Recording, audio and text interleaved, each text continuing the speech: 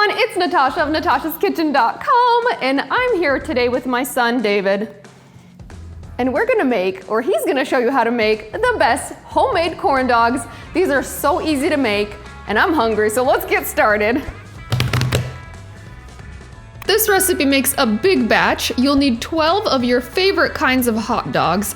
Make sure to pat those dry really well with paper towels. The batter will stick much better if you pat them dry. Now we're gonna insert a stick into each of the hot dogs, and you can use a variety of sizes of sticks. I'll link to the ones we use in the notes. You can also use popsicle sticks. Just make sure that it fits into the pot once it's skewered. The corn dog needs to be fully submerged in oil while it's cooking, or it won't cook properly. Once you have all of your hot dogs patted dry and skewered, it's time to make the easy batter. In a mixing bowl, combine 1½ cups of yellow cornmeal and make sure it's finely ground.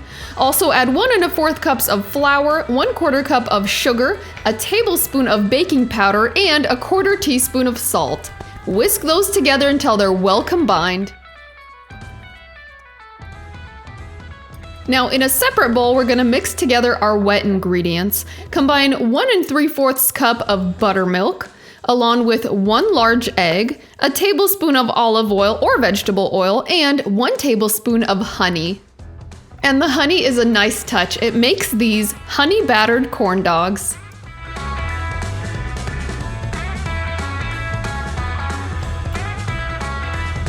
Whisk that together until it is well blended. Now add the dry ingredients into your wet ingredients and whisk to combine.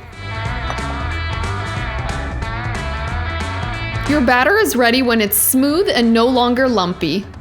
Your batter should be thick, and you can use it right away or cover and refrigerate and use it the next day. Here's a great tip for easily dipping the hot dogs in the batter. You'll need a tall drinking glass, and we love using a funnel to keep things tidy. Pour in the batter, leaving just a little bit of headroom at the top so that when you put in the hot dog, it doesn't overflow your glass. You'll want to fry the corn dogs as soon as they're dipped. Heat 2 to 3 inches of oil in a large pot or Dutch oven.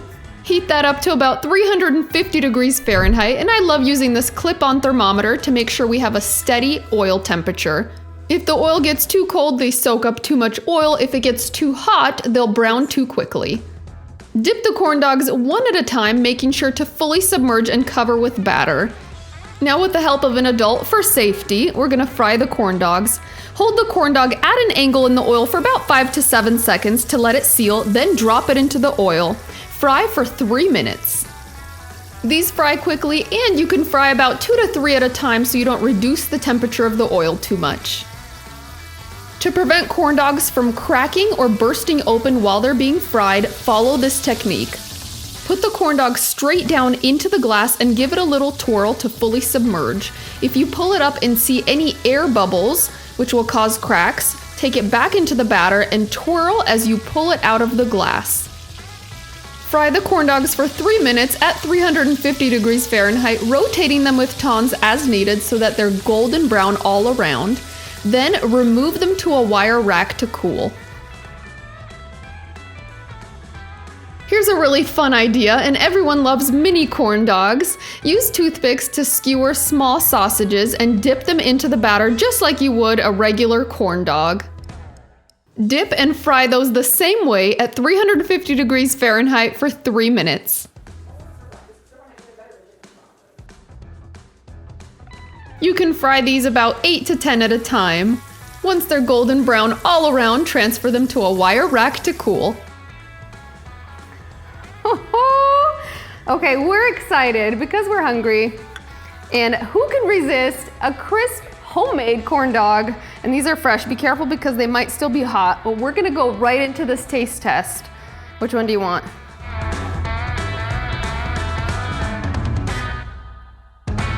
Okay. And I love the classics, just some ketchup and mustard because that's what they serve at the fair. But I wanna know what you guys love. Let's do this. Start dunkity dunk. Yep, that's same here. I love both together. A little bit of ketchup, a little bit of mustard. Is it still hot?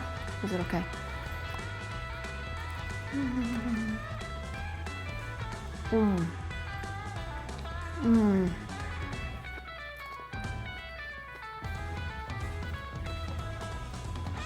You did good. There's no words, huh? Or he's still chewing. I love how the outside is crisp and the cornmeal gives it a little extra crunch. And this is a honey batter, so you kind of get some of that sweetness from the crust. It's so good. What do you think? I couldn't have said it better myself. And now that all the fairs and carnivals and corn mazes are canceled, we can still enjoy our favorite carnival foods at home. And I think this is better. What do you think? Because we know everything that went into it. Yum. All right, you did so good, honey. I'm gonna take another bite while you talk about your corn dog. It is the bomb. It is amazing. So good. Also, kids love these, obviously. Nobody can resist them. And they are freezer friendly. They keep really well. You can reheat them in the microwave. I love to reheat them in the air fryer because it gives them that crunch again. That's my favorite. Oh, I forgot about those, the little ones. Let's sample those. Because they're so cute. And if you want to serve them on a platter or you're worried about the toothpicks, that's all you gotta do. Take the toothpick out and then they're a finger food. Aren't these cute? They are so cute. Okay, what are we dunking them in? Ketchup, okay, fine. Do the ketchup. We've also gotten creative and we did apple slices on a toothpick. Dunk them into that extra batter and fry them. So yummy. I wanna know what you guys have tried. If you have any clever ideas for extra batter, let me know in the comments. Oh, these are so good. I can't wait to enjoy the rest of these. Maybe not all at once. Way to go, honey. You did so good. Give me 5 up top. Yeah. Oh, and by the way, these things can be perfect for parties. You just get a little platter, stick them on, and you got appetizers. You're so smart. We'll see you in our next video. Part, like, Here. these are perfect for parties. Here's Starving Man.